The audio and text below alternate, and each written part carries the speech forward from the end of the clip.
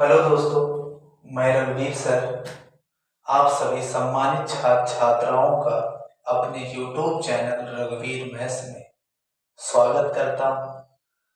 आज हम लोग सीखेंगे त्रिकोणमिति के बारे में। क्या सीखेंगे बेटा? त्रिकोणमिति। क्या सीखेंगे बेटा? त्रिकोणमिति सीखेंगे। त्रिकोणमिति ये आज का जो वीडियो होगा वो 11 और 10 दोनों के लिए महत्वपूर्ण होगा। वैसे तो ये त्रिकोणमिति 11 के लिए ही बनाई जा रही है, लेकिन आज का जो वीडियो है ये दोनों के लिए अच्छा साबित होगा, 10 और 11 के लिए। क्या लिखा है? त्रिकोणमिति। बेटा क्या लिखा है बेटा? त्रिकोणमिति। हम लोग क्या सीख रहे हैं? त्रिकोणमिति सीख रहे हैं। क्या बेटा सीख रहे हैं? त्रिकोणमिति सीख रहे हैं। तो सीख रहे हैं तो हमें ये भी तो पता होना चाहिए कि त्रिकोणमिति क्या होती है। तो बेटा त्रिकोणमिति क्या होती है? जैसा कि लिखा है त्रिकोणमिति। क्या लिखा है बेटा? त्रिकोणमिति। त्रि मीन्स क्या होता है बेटा? 3 होता है। कोण तो कोण होता है। मिति मीन्स क्या होता है? माप होता है। मिति मीन्स क्या होता है बेटा? माप होता है। और त्रिकोण तीनों का अर्थ निकाले तो इसे कहा जाएगा 3 आकृति। 3 कोणों वाली आकृति। बेटा क्या कहा जाएगा? 3 कोणों वाली आकृति। अर्थात हम कह सकते हैं कि बच्चा त्रिभुज कहे भैया 3 कोण। 3 कोण कहां बना? त्रिभुज बना। कहां बना बेटा? त्रिभुज। तो परिभाषा क्या बनती है? त्रिकोणमिति। त्रिकोण माने क्या होता? 3 कोणों वाली आकृति अर्थात त्रिभुज। क्या होता है बेटा? अर्थात त्रिभुज। मित का मतलब क्या होता है? माप। क्या होता है? माप। हम लोग पढ़ क्या रहे हैं? गणित की एक शाखा पढ़ रहे हैं जिसका नाम क्या है? त्रिकोणमिति है। तो इसकी परिभाषा क्या बनेगी? गणित की वह शाखा जिसमें 3 कोणों को मापा जाता है उसे क्या कहते हैं बेटा? त्रिकोणमिति कहते हैं। त्रिकोणमिति किसे कहते हैं? गणित की वह शाखा, गणित की वह शाखा जिसमें 3 कोणों को क्या किया जाता है? मापा जाता है, उसे त्रिकोणमिति कहते हैं। त्रिकोणमिति किसे कहते हैं? गणित की वह शाखा जिसमें 3 कोणों को मापा जाता है उसे हम त्रिकोणमिति कहते हैं। त्रिकोणमिति कहते हैं। तो त्रिकोणमिति किसे कहते हैं सभी को पता होगा। त्रिकोणमिति किसे कहते हैं? अब हम लोग देखेंगे इसमें। देखो त्रि का मतलब होता है 3। 3 रुपया 5 रुपया सबका पता है। अब हम आगे जो देखेंगे कौन कौन बना है, ये कौन कौन बना है, ये कौन समस्या है। समस्या ना बने एक हाथ आगे देखा जाए। देखो बच्चा, अब हम लोग जानते हैं कि कोण किसे कहते हैं। कोण क्या है बेटा? क्या जानते हैं? कोण क्या होता है? हम लोग सीखेंगे कोण क्या है, कोण किसे कहते हैं, कोण क्या है, कोण किसे कहते हैं। तो कोण झुकाव होता है। क्या होता है बेटा? झुकाव। जैसे मान लो कोई एक प्रारंभिक किरण ये खींच लिया, प्रारंभिक भुजा कहते हैं इसको। क्या कहते हैं बेटा? प्रारंभिक भुजा, जिसका नाम देते O और A। प्रारंभिक भुजा क्या है? O और A। एक अंतिम भुजा बनाते हैं B, जिसका नाम देते हैं O और B। ये अंतिम भुजा है बच्चा, या प्रारंभिक भुजा और या क्या है? अंतिम भुजा। और हम सीख रहे हैं कोण। तो ये झुकाव जो है ना, झुकाव, तो हम परिभाषा क्या बना रहे हैं कि प्रारंभिक भुजा और अंतिम भुजा के मध्य बने झुकाव को, क्या बेटा? प्रारंभिक भुजा और अंतिम भुजा के मध्य बने झुकाव को ही क्या कहते हैं बेटा? कोण कहते हैं। कोण किसे कहते हैं? प्रारंभिक भुजा और अंतिम भुजा के मध्य बने झुकाव को ही क्या कहते हैं? कोण कहते हैं।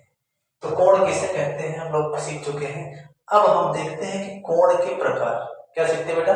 कोण के प्रकार। अब देखते हैं कोण के प्रकार। अब कोण के प्रकार देखते हैं। कोण, कोण बेटा 2 प्रकार के होते हैं। कोण कितने प्रकार के बेटा होते हैं? 2 प्रकार के। नंबर 1 धनात्मक कोण, नंबर 1 धनात्मक, और नंबर 2 बेटा क्या होता है? ऋणात्मक कोण। कोण कितने प्रकार के होते हैं? कोण 2 प्रकार के होते हैं, धनात्मक और ऋणात्मक। कोण कितने प्रकार के होते हैं? 2 प्रकार के होते हैं। नंबर 1 धनात्मक और नंबर 2 क्या होता है? ऋणात्मक। हम लोग सबसे पहले सीखेंगे कि धनात्मक कोण क्या होता है। क्या सीखेंगे? धनात्मक कोण। घड़ी की सुइयों को आप लोग बहुत करीबी से देखा होगा। उन घड़ी की सुइयों के माध्यम से ही हम लोग आज ये भी सीख जाएंगे कि कोण धनात्मक कैसे होता है, ऋणात्मक कैसे होता है। क्योंकि घड़ी को हमने बहुत बारीकी से देखा है, और जिसने समय को बारीकी से नहीं देखा है तो उसने फिर कुछ नहीं देखा है। तो जिसने समय को देखा है उसने धनात्मक ऋणात्मक कोण भी देखा है। जैसा कि देखते हैं धनात्मक कोण क्या होता है। जैसे घड़ी या घड़ी नहीं बना रही है तो आप लोगों ने देखा ही तो बारीकी से तो होता है वाला कि घड़ी का सुई। अब हम लोग ये प्रारंभिक एरर करते हैं। ये क्या होता है? प्रारंभिक भुजा ओ और ए। अब घड़ी की सुई ऐसे चलती है और ये अगर ऐसे चला दिया तो घड़ी की विपरीत दिशा होती है। ये कौन सी दिशा होती है? सही दिशा। कौन सी बच्चा? सही दिशा। और अगर वैसी चले जाओ तो क्या हो जाए? विपरीत दिशा। तो हम बच्चे सही दिशा में और विपरीत दिशा में दोनों की जानकारी प्राप्त करते हैं। तो कोण धनात्मक और ऋणात्मक दो कोण होते हैं। तो पहला कोण क्या है? धनात्मक कोण। क्या होता है बेटा? धनात्मक कोण। अब धनात्मक कोण में ये देखते हैं कि यदि प्रारंभिक भुजा ये है और अंतिम भुजा इधर बना दिया जाए घड़ी की विपरीत दिशा में। कहाँ बना दिया जाए बेटा? घड़ी की विपरीत दिशा में बना दिया जाए। और अगर अंतिम भुजा, ये प्रारंभिक भुजा है ना, और ये बच्चा कौन सी है? अंतिम भुजा। प्रारंभिक भुजा और अंतिम भुजा, प्रारंभिक भुजा और अंतिम भुजा अगर घड़ी की विपरीत दिशा बना दी जाए तो कोण धनात्मक हो जाएगा। क्या हो बच्चा? कोण धनात्मक हो। अगर यह अंतिम भुजा घड़ी की दिशा में बना दी जाए, कहाँ बना दी जाए? घड़ी की दिशा में बना दी जाए तो कोण क्या होगा बेटा? ऋणात्मक कोण होगा। ऋणात्मक कोण कब होगा? जब घड़ी की विपरीत दिशा में, घड़ी की विपरीत दिशा में चलते हैं तो धनात्मक कोण होता है। क्या होता है बेटा? घड़ी की विपरीत दिशा में चलते हैं तो धनात्मक कोण होता है। लेकिन हकीकत की दुनिया में अगर समय के विपरीत चलेंगे तो हमेशा ऋणात्मक कोण बनेगा। लेकिन हम लोग यहाँ गणित में सीख रहे हैं, इसलिए यहाँ ध्यान देते हैं कि यदि आप घड़ी के विपरीत दिशा में जाएंगे तो हमेशा कोण धनात्मक बनेगा। यदि घड़ी की सही दिशा में जाएंगे तो कोण हमेशा कैसा बनेगा? ऋणात्मक बनेगा। तो ध्यान दें, घड़ी की सही दिशा ऋणात्मक कोण, घड़ी की विपरीत दिशा धनात्मक कोण। घड़ी की सही दिशा ऋणात्मक कोण, घड़ी की विपरीत दिशा धनात्मक कोण। तो हमें आशा है कि आप लोग धनात्मक और ऋणात्मक कोण कभी नहीं भूलेंगे। तो हमने आज क्या सीखा है? त्रिकोणमिति किसे कहते हैं? तो त्रिकोणमिति क्या है? गणित की वह शाखा जिसमें तीन कोणों को मापा जाता है उसे हम त्रिकोणमिति कहते हैं। और त्रिकोण में हमने कोणों के बारे में जाना है। तो कोण क्या होता है?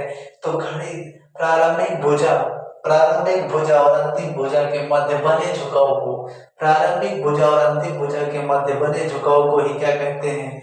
कोण कहते हैं। कोण क्या होता है? कोण दो प्रकार का होता है। नंबर एक धनात्मक कोण, नंबर दो ऋणात्मक कोण है। धनात्मक कोण क्या होता है? घड़ी की विपरीत दिशा में यदि हम घूमते हैं तो ऋणात्मक कोण धनात्मक कोण बनता है। सर यदि घड़ी की हम विपरीत दिशा में गति करते हैं तो धनात्मक कोण बनेगा। यदि घड़ी की दिशा में गति करेंगे तो हमेशा कोण कैसा बनेगा? ऋणात्मक कोण बनेगा। मेरे सभी प्यारे दोस्तों, आज के लिए इतना ही।